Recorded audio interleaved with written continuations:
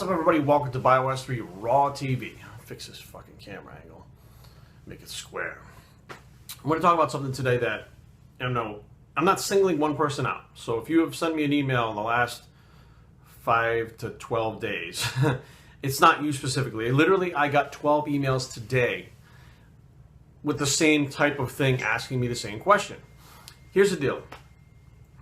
I guess it's because I have the diet guy based kind of reputation, and I talk a lot about diet and training, nutrition, but mostly about diet. That's the thing that I think a lot of people write to me about and want to know more from me about. They know that I do the low volume training, but they're more interested in the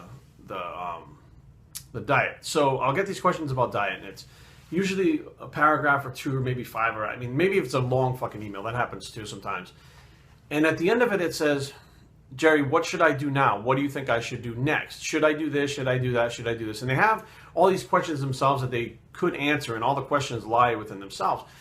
But I get really upset because I'm like, you're continually asking me about diet. You're not even thinking that your training program could be fucked up. The fact that you're not doing cardio, or you're doing the wrong type of cardio, or doing it at the wrong time of day. You know, supplementation-wise, are you taking stuff like L-carnitine or fucking caffeine? Like, what other things are happening besides your diet? You concentrate so much on the diet. Here's the thing. You can diet your ass off. If you're not training right, doing cardio, you're not going to get the results. And you keep fucking with the diet, and all that does is keep fucking you up. You can't figure out what the problem is. So you contact me and say, hey, what should I do next? And I'm like, take a step back and look at your entire program. There are 3 stars in every shirt that I make. There's a 3 in Bios3. Those three things, again, to hammer it home: training, cardio, and diet. Those 3 things together, they work together. So there's a synergy that happens to your body when you work together. Now, the problem is a lot of people just take random workouts that they find, and I actually have people contact me, say, I like to do my own programming, and I did this, but it fucked me up. So I'm thinking about doing this. What do you think? And I'm like, I don't fucking know even what you're talking about. This makes no sense whatsoever.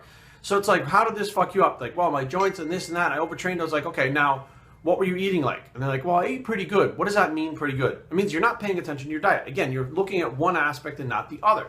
You have to look at all the things together. You have to look at, does your training coincide with your goals? You know, I got a lot of people, a lot of fucking people coming after me with the 5x5 routine, or there's a Waderman 3-2-1 or 5-2-1 or 10-5-1 or whatever the fuck it is, coming to me with these programs going, I've been doing this, I'm not getting the results that I want. What do I do? I'm like, you have to fucking change the training. You're not, you want to be a bodybuilder, you want to be a physique competitor, you want to be a bikini competitor. You shouldn't do fucking powerlifting if you're trying to be a bikini competitor, okay? If you need to build muscle fast, you need to train in the hypertrophy range. You need these fucking 1 to 3, 4 reps. It doesn't work. And how do I know it doesn't work? You're contacting me, telling me it doesn't work. But it's nothing new that I haven't seen in the last 25 years that this shit doesn't work. But the problem is, you're not training, eating, and doing your cardio and taking the supplements towards your goal. Period. That's not what you're doing. And you don't take a step back and say, okay, what could it be? You just automatically say, well, this is what it is. I got to eat less calories to lose weight. It's like, well, if you were in the gym training right and you stimulated your metabolism, you may not have to pull calories. You may be actually losing fat and building muscle at the same time. So what is your training like? Again, it boils down to having those 3 things work together, forming a synergy.